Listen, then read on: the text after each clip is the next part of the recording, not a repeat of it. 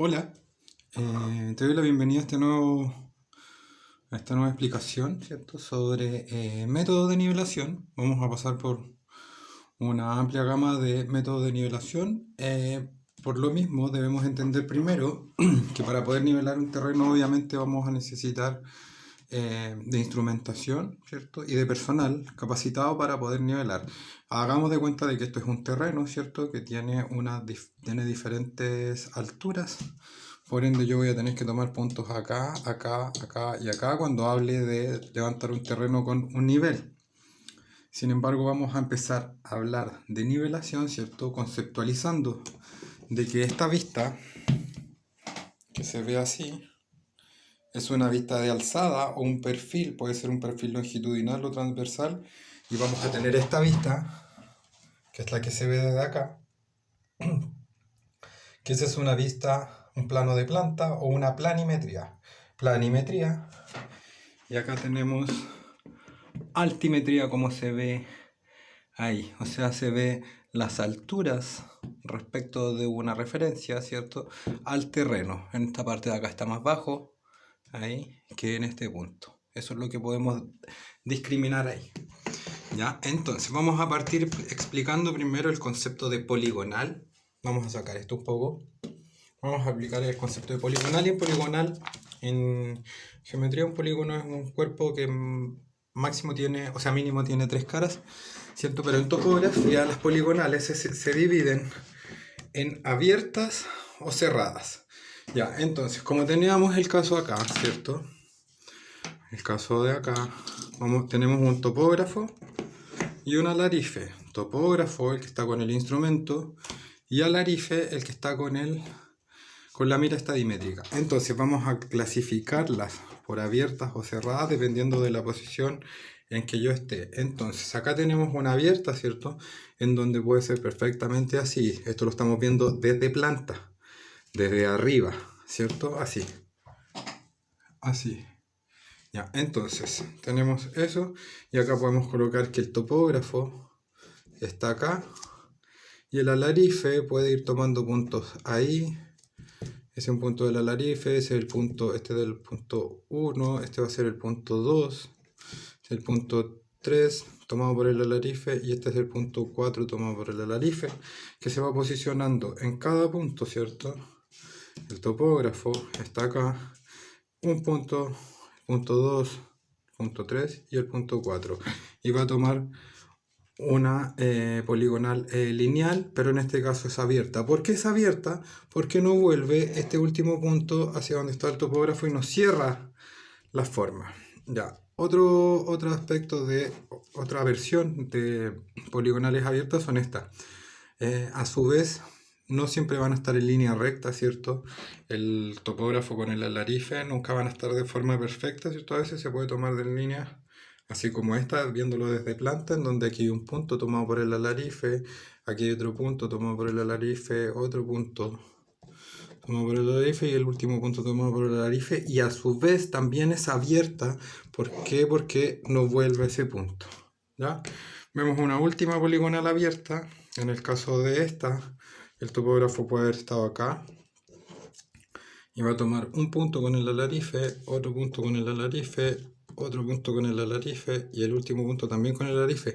Sin embargo, fíjense que aquí está vacío, entonces tampoco cierra la poligonal, y a estas poligonales se le llaman abiertas. Es el método en el cual yo voy a levantar mi terreno. ¿Ya? Ahí tenemos 3 ejemplos de poligonales abiertas y ahora vamos a ver las poligonales cerradas. ¿Cuáles son las poligonales cerradas? Son aquellas que tienen que cerrar en un punto, puesto que se compensan los ángulos de acá con cálculos que los vamos a ver más a futuro, ¿cierto? Se compensa para la corrección de la poligonal para poder cuadrar todos estos ángulos. Lo mismo con esos que están ahí, los ángulos interiores o los exteriores se van a cuadrar.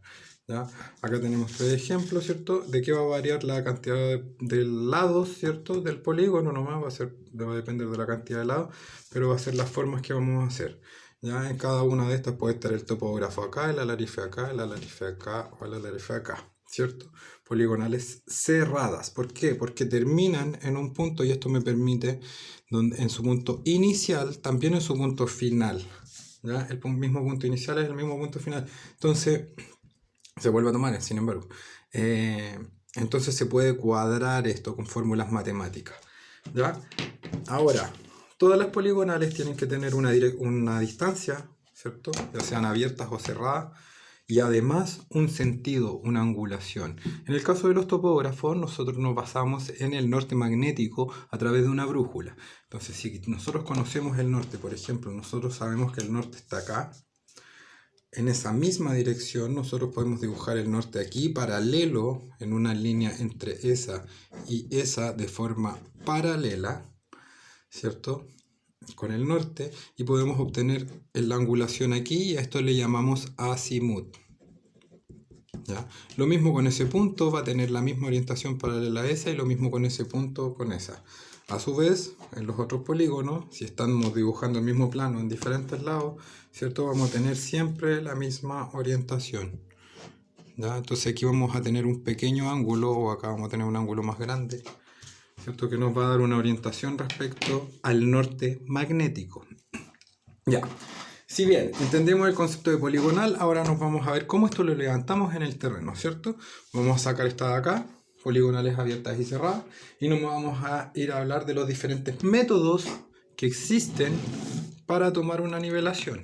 Ya, los métodos son variables, va a depender de el objeto o la dificultad del levantamiento a realizar, ¿cierto? Acá si queremos usar una wincha métrica o un flexómetro, perdón, la forma más sencilla para tomar una nivelación es con este aparato, ¿cierto? Que se llama flexómetro, técnicamente, algunos le dicen wincha.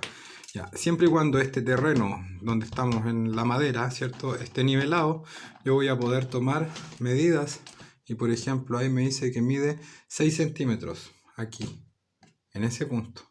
Sin embargo,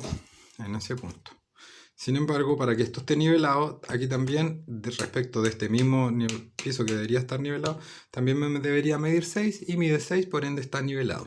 ¿Qué equipo se ocupa para esto? Aparte del flexómetro, ¿cierto? Se ocupa un nivel de mano. Cuando hablo de muebles o de estructuras pequeñas como tabiquería, yo voy a ver que la burbuja se encuentra centrada en el horizontal, por ende está nivelado. Esto sirve para instalar cuadros también, es muy útil para nivelar mesas, para etcétera. Cuando está una pata media coja, también sirve. Ya, este es nivel de mano. Este es el más sencillo, ¿cierto? Con flexómetro o nivel de mano podemos tomar las medidas, perdón, el nivel.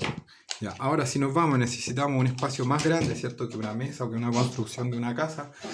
También podemos ocupar la manguera en estos casos cuando son un poquito más a distancia, pero sin embargo no podemos llegar muy lejos.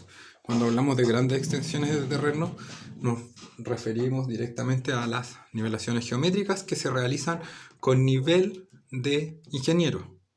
¿Ya? El nivel óptico, el cual ya lo hemos visto en bastantes ocasiones, ¿cierto? El nivel óptico, nivel de ingeniero, nivel automático es el que me sirve para nivelaciones geométricas, y son las que le vamos a dar mayor hincapié en este video. Luego también están las nivelaciones trigonométricas, en donde este equipo, en vez de dejarlo como un nivel, lo convertimos en un taquímetro, y podemos ver las alturas, ¿cierto?, que podemos obtener, por ejemplo, desde acá, y yo mediante ejercicios trigonométricos voy a poder obtener alturas del ángulo que tiene ahí con el ángulo que se proyecta acá, y con esto, o sea, perdón, de esta línea que se proyecta acá y esta línea de ahí, voy a poder obtener una angulación a través de las funciones trigonométricas, seno, coseno, tangente, que son las más comunes. Puedo obtener la altura que hay respecto de este instrumento, ¿cierto?, poniendo una línea paralela hasta la mira estadimétrica, o en caso de algunos el jalón, ¿ya?, con taquímetro. Y luego tenemos la barométrica. ¿Cuál es la función de la barométrica? Vamos a dejar esto acá. Vamos a hacer que esto es una laguna, ¿cierto? Y acá estamos a la altura del nivel de la tierra, el nivel de terreno, que lo tenemos ahí mismo, a la misma altura. Entonces, ¿qué es lo que vamos a hacer con la barométrica? La barométrica ocupa drones con forma de barco o de botecito, y estos envían una onda sonora. No sé específicamente, no recuerdo el nombre, pero es una onda con la cual veo el lecho o el fondo, perdón, el fondo de la laguna en cuestión y me la va a medir en base a esas ondas. Eso es una nivelación barométrica y se ocupa con barómetros, que son equipos dispuestos hoy en día en drones. Perdón, no sé si serán drones específicamente, pero son barómetros, son botes no tripulados, ¿cierto? Si nos vamos a la definición exacta de dron, debería ser un dron, porque es un vehículo no tripulado, pero no es aéreo, sino que es acuático, va sobre la superficie del agua, ¿ya? Y de aquí envía la sonda hacia abajo. Ya, esta es la barométrica. Y luego tenemos la fotogramétrica, con la cual ocupamos con los drones, ¿cierto? A través en el cielo va un dron, un operador no necesariamente que esté acá. Aquí ya se ahorra a la Larife, se va a la Larife, pero sin embargo, ya tampoco ocupa esto, pero sin embargo aquí ocupa un tablet y un control de dron, con el cual el dron vuela por sobre el terreno, hace un mapeo, y con esto obtiene una nivelación fotogramétrica, se llama. ¿Por qué? Porque trabaja con fotografías, ¿cierto? A través de la estereoscopía produce los desniveles de las cotas y con eso se obtiene un análisis topográfico o perdón,